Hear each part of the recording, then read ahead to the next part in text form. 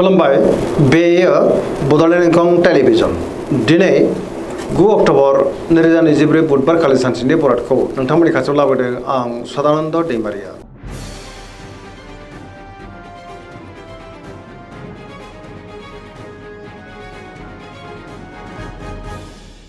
सिगां फरायनो लादों मेष राशि गिबि हांखो अ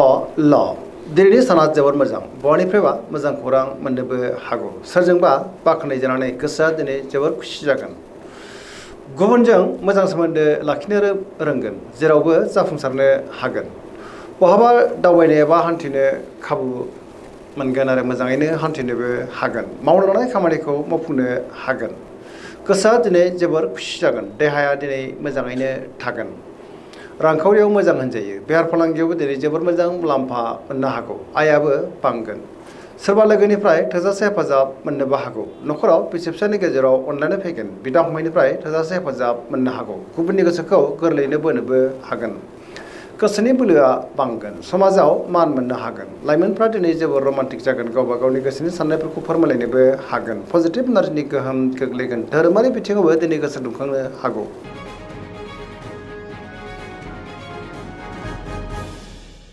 वृष राशि गिबि हांखो इ उ ब दिनैनि साना जोबोर मोजां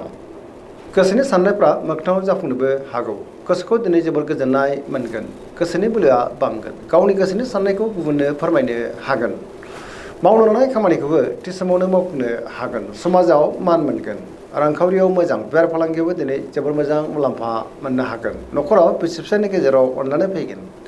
बिदा फंबायजों मोजां सोमोन्दो थागोन सोरजोंबा बाख्नाय जानोबो हागौ बहानिफ्रायबा मोजां खौरां मोननोबो हागौ आरो गोबां मोजां खाबुबो दिनै मोननो हागौ देहाया मोजाङै थागोन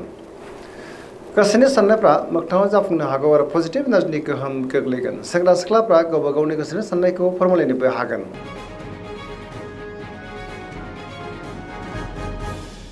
मिथुन राशि गिबि हांखो क स दिनैनि साना जोबोर मोजां गोसोखौ दिनै जोबोर गोजोननाय मोनगोन पजिटिभ एनार्जिनि गोहोम गोग्लैगोन गियाननि आंखाल जानाय नङा गोथों आरो गोग्गो साननो रोंगोन सोरबा लोगोजों बाख्नाय जानोबो हागौ देहाया दिनै मोजाङैनो थागोन रांखावरियाव मोजां बेफार फालांगियावबो दिनै जोबोर मोजां मुलाम्फा मोनगोन न'खराव अननानै फैगोन समाजाव मान मोननो हागोन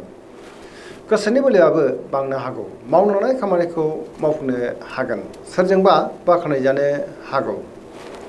न'खराव दिनै अननानै फैगोन बिदा फंबायनिफ्राय थोजासे हेफाजाबखौ मोननो हागौ गुबुनजों मोजां सोमोन्दो लाखिनोबो रोंगोन सेंग्रा सिख्लाफ्रा दिनै जोबोर खुसि जागोन गावबा गावनि गोसोनि साननायखौ फोरमायलायनोबो हागोन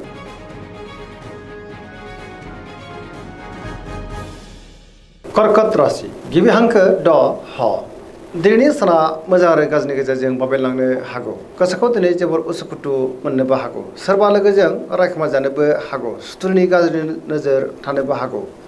गोसोआव गोनो गोथो साननाय फैगोन मावनो लानाय खामानिखौ मावफुंनो हागोन अब्लाबो नाथाय माबा नङा माबा मोनसे गोरोन्थिबो मावफ्लांनो हागौ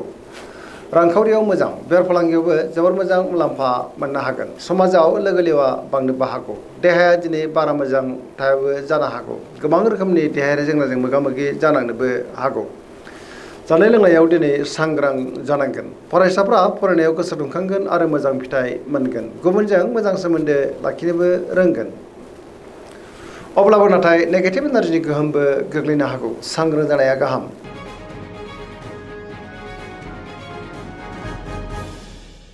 सिंह राशि गिबि हांखो म ट दिनैनि साना मोजां आरो गाज्रिनि गेजेरजों बाबेनलांनो हागौ गोसोनि साननायफ्रा गोनो गोथो जानोबो हागौ गोथों आरो गोग्गो साननो रोंनाय नङा नेगेटिभ साननाय फैनो हागौ मावनो लानाय खामानिखौ मावफुंनो गोब्राब जागोन सोरबा लोगोनिफ्राय हरखाबै गाज्रि खौरांबो मोननो हागौ बहाबा दावबायनो एबा हान्थिनो खाबु मोनगोन रांखावरियाव मोजां अब्लाबो नाथाय खरसायाबो बांनो हागौ बेफार फालांगियाव मोजां होनजायो गोसोनि साननायखौ गुबुननो फोरमायनोबो हागोन न'खराव दिनै अननानै फैगोन गुबुननि गोसोखौ गोरलैयैनो बोनो गोब्राब जानोबो हागौ देहाया दिनै बारा मोजां थानाय नङा गोबां रोखोमनि देहायारि जेंनाजों मोगा मोगि जानांनोबो हागौ गुबुननि थाखाय नाङा फाङा जेंनायाव गोग्लैनांनोबो हागौ सांग्रां जानाया गाहाम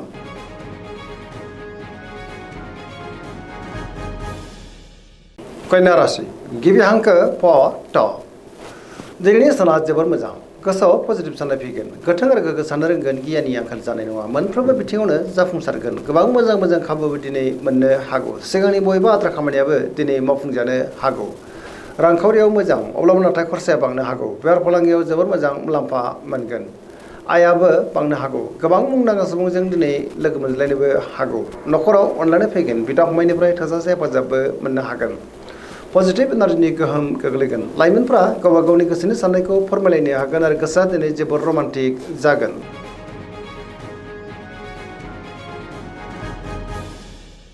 तुला राशि गिबि हांखो र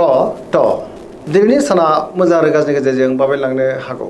गोबां रोखोमनि जेंना जेंगोनाजों मोगा मोगि जानांनोबो हागौ गोथों आरो गोग्गो साननो रोंनाय नङा गियाननि आंखाल जानोबो हागौ गोसोनि बोलोआ लोरबां जागोन गावनि गोसोनि साननायखौ दिनै गुबुननो फोरमायनो गोब्राब जानोबो हागौ मावनो लानाय खामानिखौ मावफुंनो हायोब्लाबो माबा नङा मोनसे गोरोन्थिबो जालांनो हागौ देहाया बारा मोजां थानाय नङा जानाय लोंनायाव सांग्रां जानांगोन रांखावरियाव मोजां बेफार फालांगियावबो मोजां होनजायो न'खराव बिसि फिसायनि गेजेराव अनलायनाय फैगोन समाजाव मानहानि जानांनोबो हागौ बेफार फालांगियाव बारा मोजां नङा होनजायो लोगोफोरनिफ्राय हेफाजाबखौ मोननो हागोन गोदान थांखि लानो हानाय नङा सेंग्रा सिख्लाफ्रा दिनै जोबोर आला खाला जानोबो हागौ आरो नेगेटिभ एनार्जिनि गोहोम गोग्लैनोबो हागौ मोनफ्रोमबो बिथिङावनो दिनै सांग्रां जानांगोन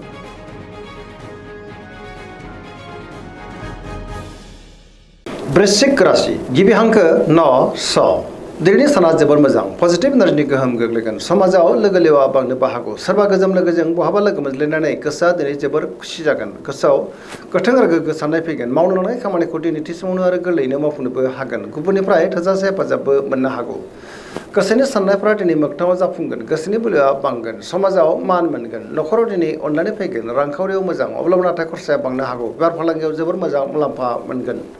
देहाया मोजाङैनो थागोन गुबुननिफ्राय थोजासे हेफाजाबबो मोननो हागौ फरायसाफ्रा दिनै फरायनायाव गोसो दुंखांगोन आरो मोजां फिथाइ मोननोबो हागोन लाइमोनफ्रा जोबोर रमान्टिक जागोन गावबा गावनि गोसोनि साननायखौ फोरमायलायनोबो हागोन धोरोमारि बिथिङावबो दिनै गोसो दुंखांनो हागौ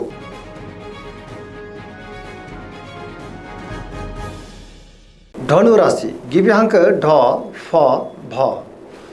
दिनैनि साना जोबोर मोजां गोसोखौ दिनै जोबोर गोजोननाय मोनगोन बहाबा दावबायनो एबा हान्थिनो खाबु मोननो हागौ आरो मोजाङैनो हान्थिनोबो हागोन गोबां मोजां मोजां खाबुबो दिनै मोननो हागौ माबा नङा मोनसे मोजां खौरांबो मोननो हागौ गोसोनि साननायफ्रा मोगथाङाव जाफुंगोन रांखावरियाव मोजां बेफार फालांगियावबो दिनै जोबोर मोजां मुलाम्फा मोननो हागोन देहाया दिनै मोजाङैनो थागोन अब्लाबो नाथाय जानाय लोंनायाव सांग्रां जानांगोन गुबुननिफ्राय थोजासे हेफाजाबबो मोननो हागौ बिदा फंबायजों मोजां सोमोन्दो थागोन बिसि फिसायनि गेजेराव अनलायनाया बांनो हागौ लाइमोनफोरनि गोसोआ दिनै जोबोर रमान्टिक जागोन गावबा गावनि गोसोनि साननायफोरखौ फोरमायलायनोबो हागोन सोरजोंबा बाख्नायजानोबो हागौ फरायसाफ्रा दिनै फरायनायाव गोसो दुंखांगोन आरो मोजां फिथाइ मोननोबो हागोन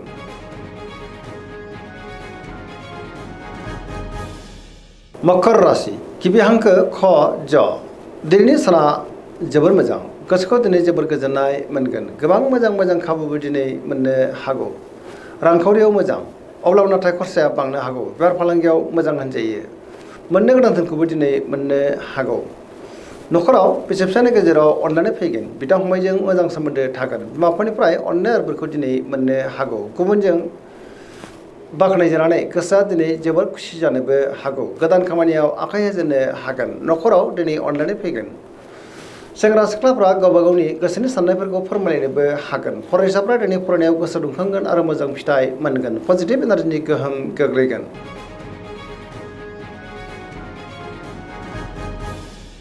कुम्भ राशि गिबि हांखो ग स दिनैनि साना जोबोर मोजां गोसोखौ दिनै जोबोर गोजोननाय मोनगोन माबा नङा माबा मोनसे मोजां खौरां मोननोबो हागौ गोसोआव गोथों आरो गोग्गो साननाय फैगोन मावनो लानाय खामानिखौ थि समावनो मावफुंनो हागोन बहानिफ्रायबा मोजां खौरां फैनो हागौ समाजाव मान मोनगोन गोबां मुंदांखा सुबुंजों दिनै लोगो मोनज्लायनोबो हागौ सिगांनि बयबो आद्रा खामानिया दिनै मावफुंजानोबो हागौ रांखावरियाव मोजां बेफार फालांगियावबो जोबोर मोजां मुलाम्फा मोनगोन देहाया दिनै मोजाङैनो थागोन अब्लाबो नाथाय जानाय लोंनायाव सांग्रां जानांगोन न'खराव अनलायनाय फैगोन बिमा बिफानिफ्राय अननाय आरो बोरखौ मोनगोन गोबां मोजां मोजां खाबु दिनै मोनगोन पजिटिभ एनार्जिनि गोहोम गोग्लैगोन सेंग्रा सिख्लाफ्रा गावबा गावनि गोसोनि साननायखौ फोरमायलायनोबो हागोन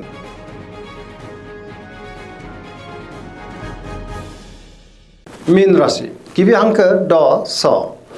दिनैनि साना मोजां आरो गाज्रिनि गेजेरजों बाबेलांनो हागौ गोसोनि साननायफ्रा देबर नांनोबो हागौ गुबुननि थाखाय नाङा फाङा जेंनायाव गोग्लैनांनो हागौ गोसोआव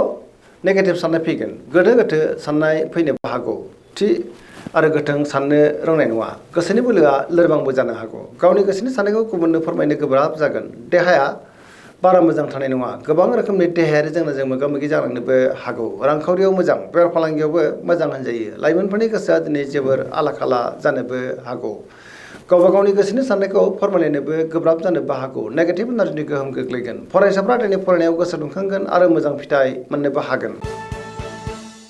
दिनैनि राशि फरायथिनाया एसेनोसै जोबनायाव बेखौनो खावलायो जाहाथे नोंथांमोना सानफ्रोमबो जोंनि बे बड'लेण्ड इंखं टेलिभिजनखौ नायबाय थायो आरो साबस्क्राइब खालामो लोगोसे लाइक खालामो आरो शेयार खालामो एसेनोसै गोजोन्थों